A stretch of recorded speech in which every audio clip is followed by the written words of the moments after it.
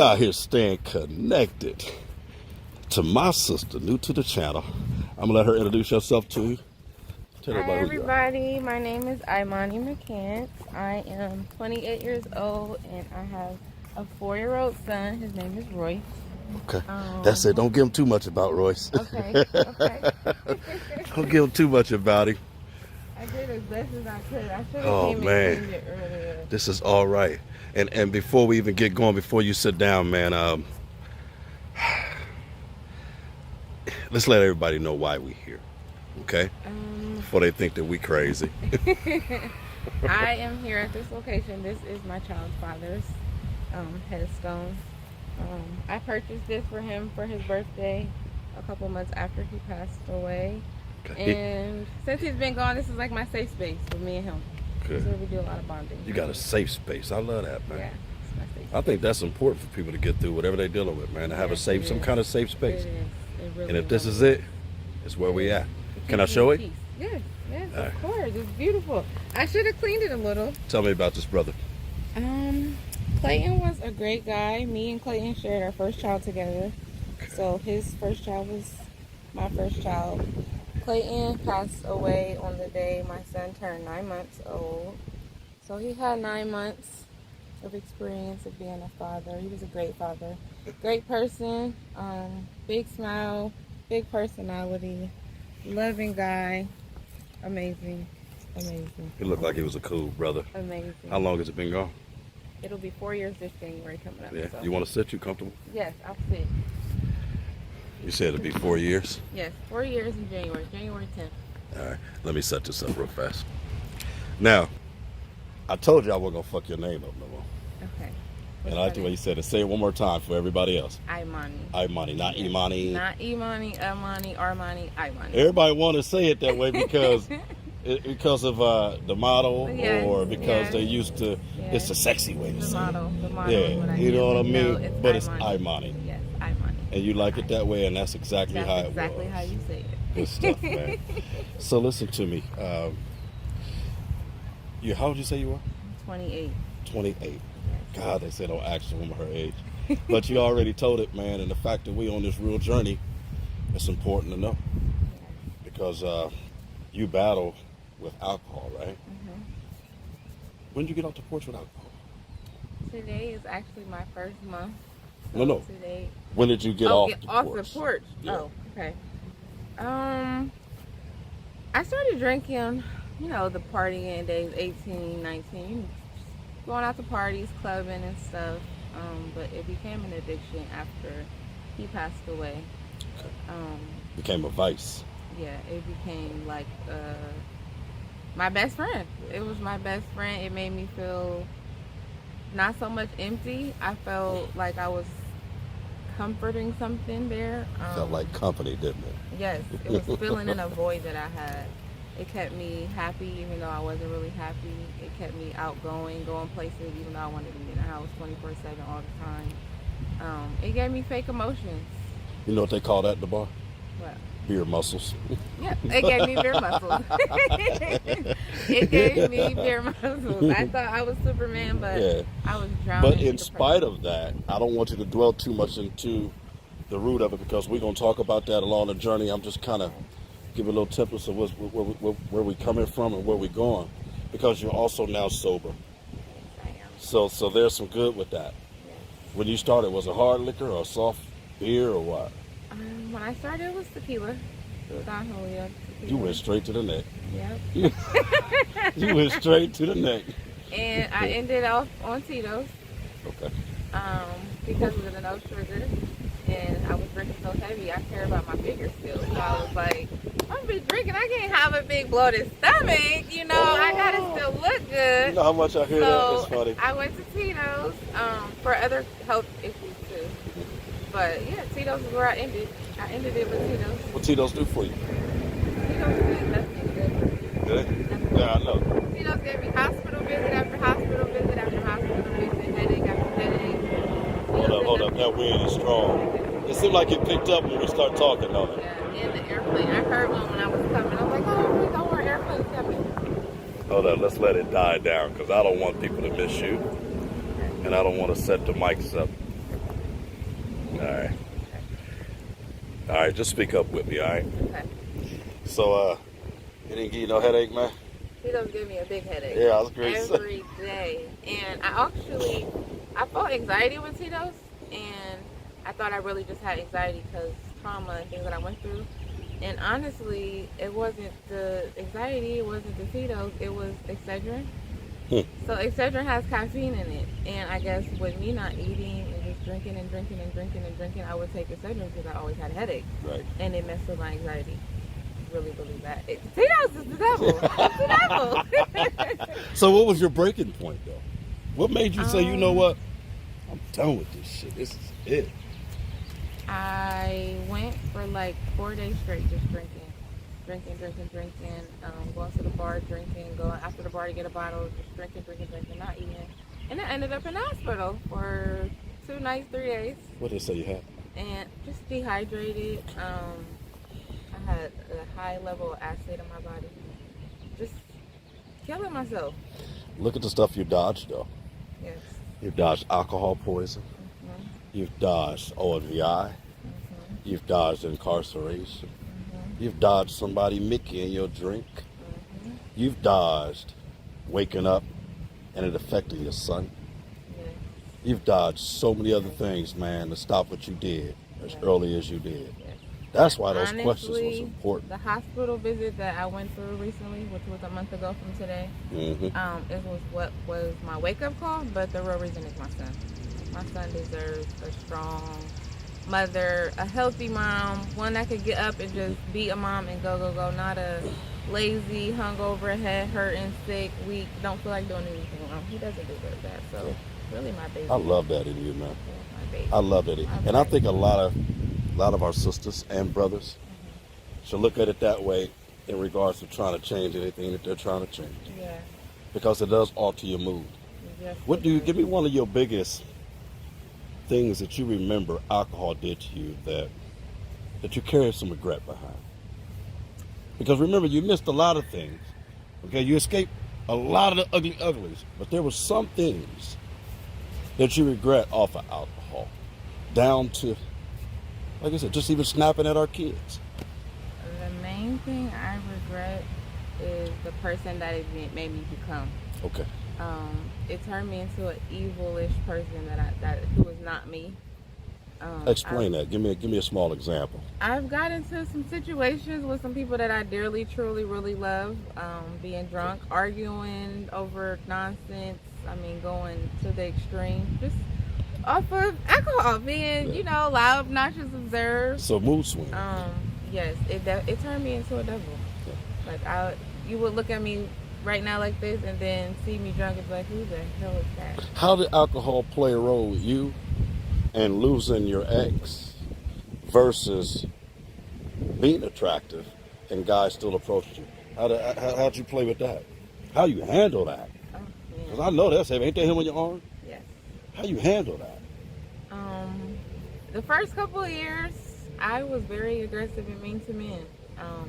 Very standoffish. I know I'm a beautiful woman, so I know when I go out, I'll get compliments and, nice gestures from men, but it was terrible. Like, why are you talking to me? Why are you looking at me? I feel like everybody around me in the world knew what I was going through. I feel like when you looked at me, you should know that I'm grieving of losing the love of my life and don't talk to me. But in reality, like, these people don't know me. I was out of town in Atlanta a few times, just different places all over the world, and there were men trying to talk to me, and I'm like, why are you talking to me? Like, stop talking to me. And I didn't know how to handle it. I accused myself of, like, moving on too fast or doing things wrong. Did you try to move on, or you were just I tried to band-aid it? I tried to band-aid it, but it didn't help. It didn't work though either. It didn't work at all. Where you think you at now with dealing with people that approach you now? Are you on beer muscles, or are you a little more stronger with it? No, no more beer muscles for me.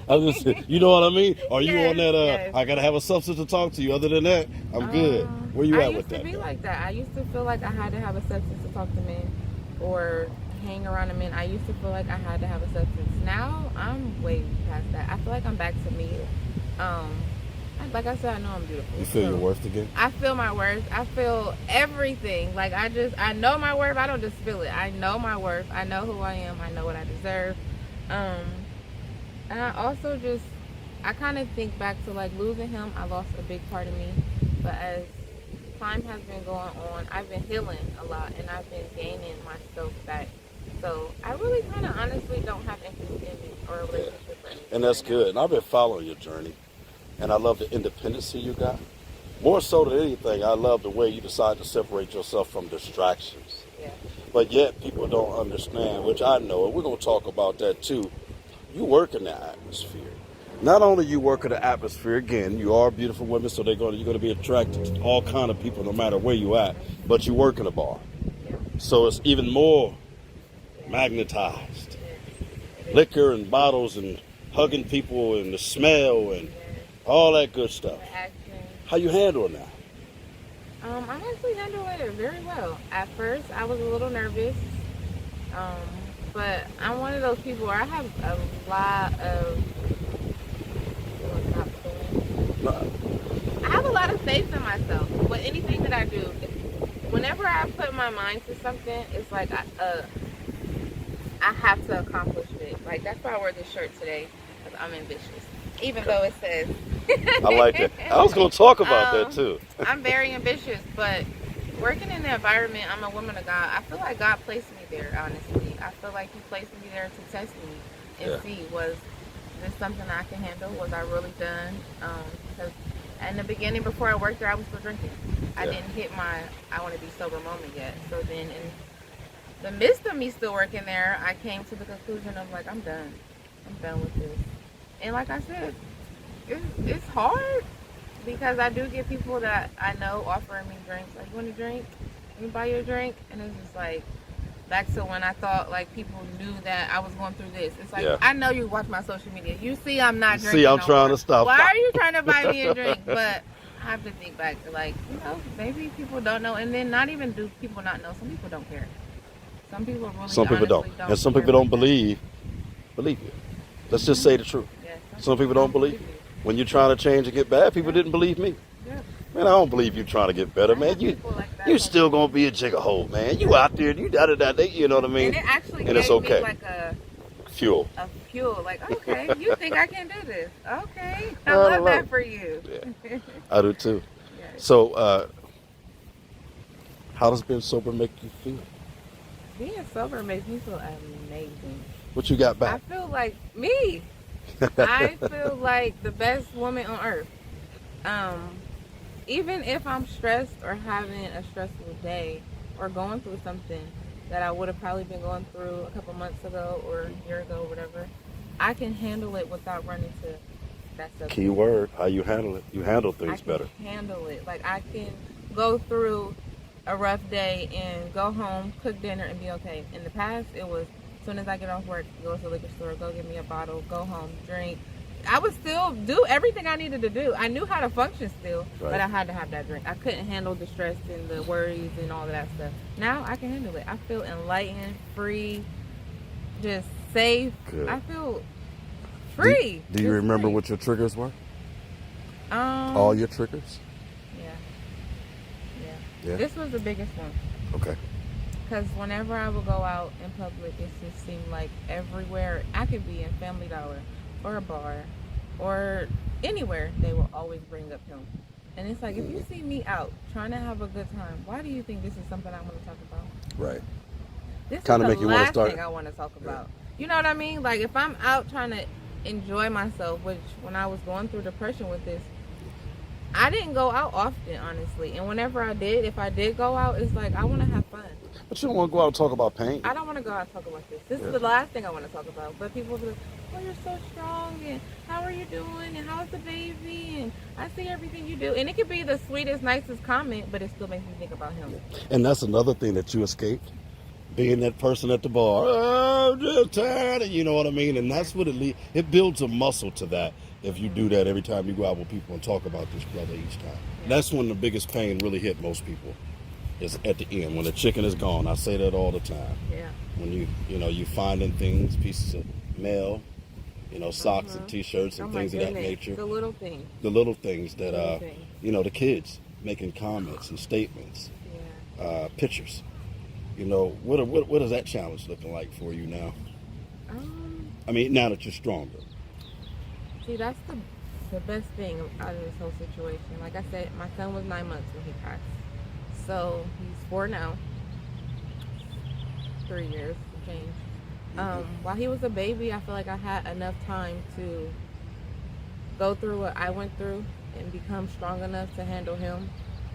Because now he talks about him and he brings up questions out of the ordinary. He asked me 2 days ago, like, Mom, is my dad really dead? And it took me by surprise. I'm like, wait a minute, like, Yeah. where'd you hear that from? Because I don't tell him stuff like that. Right. If I do say anything of that nature, I would say, you know, your dad's passed away or your dad's in heaven. But he was like, is he really dead? And I was like, swallow a little bit, like, And it's okay to have no. them conversations now. Yeah, it is, because I'm healed. But it also gives him answer to grow up healed. Yes. And he don't grow up with any animosity against nobody else, Yes. looking for it, Yes. blaming somebody else, hating men, Yes. envious of Yes. friends. Yep. Things that a lot of us brothers have experienced. That's what his dad experienced. Yeah. Well, you know you got a big role in your life now. You know, once this camera up, it's up.